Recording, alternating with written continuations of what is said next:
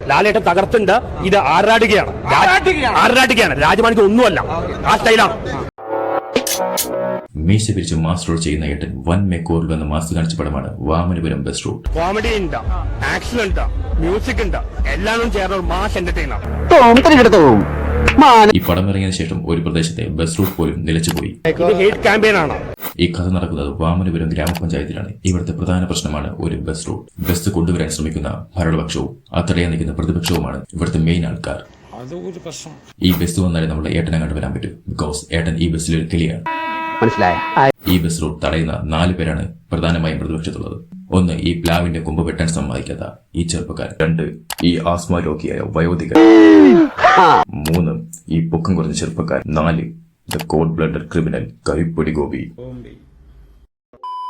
അങ്ങനെ ഒരു ഗ്രാമത്തിന്റെ ദേശീയ പ്രശ്നം തീർക്കാൻ അവിടേക്ക് ഏട്ടൻ വരുന്നു.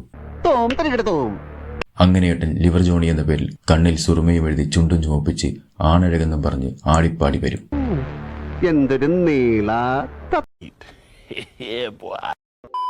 ഇവനെ കൊണ്ട് ഇരിക്കുന്ന കൊമ്പും ഉറപ്പിക്കും. നല്ല കാര്യം. വയോധികനെ തല്ലി അവശനാക്കി അയാളുടെ വായിലിട്ട് കൊടുക്കും മീൻ.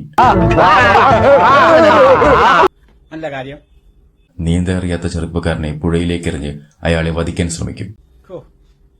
നല്ല കാര്യം.